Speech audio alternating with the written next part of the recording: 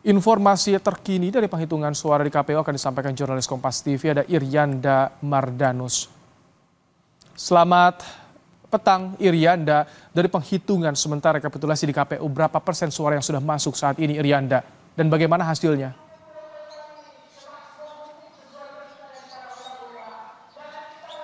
Ya, Ibrahim dan juga saudara, kalau tadi Anda sempat menyampaikan beberapa data terkait rekapitulasi terkini dari KPU RI, memang tidak berbeda jauh. Pembagiannya sendiri ini sudah masuk sekitar 586.646 dari 823.236 TPS yang masuk, atau persentasenya adalah 71,26%. Ini yang terbaru, rekapitulasi 19 Februari 2024. Pukul 16:15. Nah, kemudian pembagiannya sendiri untuk Anies Mohaimin mendapat 24,27% suara, kemudian Prabowo Subianto dan Gibran Rakabuming Raka 58,52%, dan sisanya pasangan Ganjar Mahfud 17,21%. Tentu hasil ini masih berjalan, dan meskipun kita bisa melihat ini secara langsung di website ataupun di situs KPU, bisa dari gadget ataupun dari laptop ataupun dari komputer, tapi memang masih diselimuti begitu ya dengan sejumlah polemik ataupun kontroversi, di mana banyak informasi-informasi yang menyatakan adanya ketidaksesuaian antara apa yang dihasilkan di form C1 atau form C hasil pemilu itu sendiri dengan apa yang ada di situs KPU hasil Sirekap ini.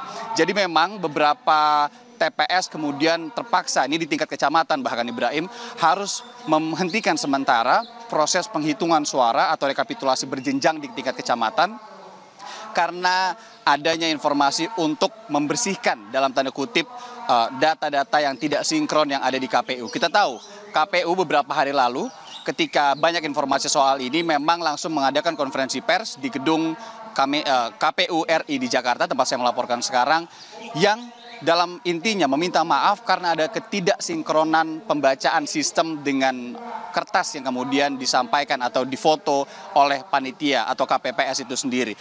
Tapi ketika ada pemberhentian di tingkat kecamatan, beberapa TPS begitu menghentikan rekapitulasinya.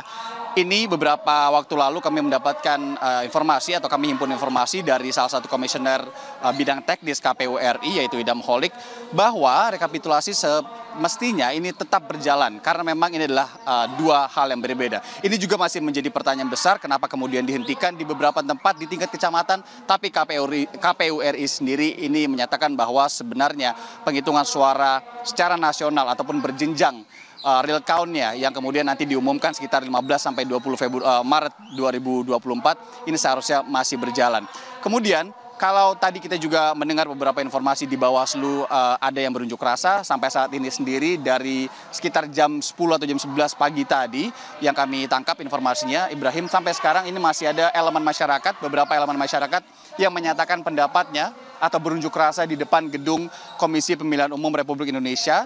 Ini pada intinya mereka mengkritisi soal adanya dugaan kecurangan dan manipulasi suara dan juga informasi-informasi di dalam Sirekap tadi, meminta KPU untuk membenahinya, kemudian juga beberapa diantaranya meminta untuk pemungutan suara ulang begitu, dan ada beberapa tulisan atau spanduk juga meminta mendiskualifikasi paslon nomor urut 02 itu yang kemudian tadi kami tangkap sesaat sebelum memberikan laporan ini. Beberapa elemen tadi kalau kami tanyakan beberapa ada yang memang dari pendukung beberapa atau calon presiden, calon wakil presiden selain 02, kemudian juga tadi ada teriakan-teriakan hidup mahasiswa, bukan tidak mungkin itu juga dari elemen mahasiswa.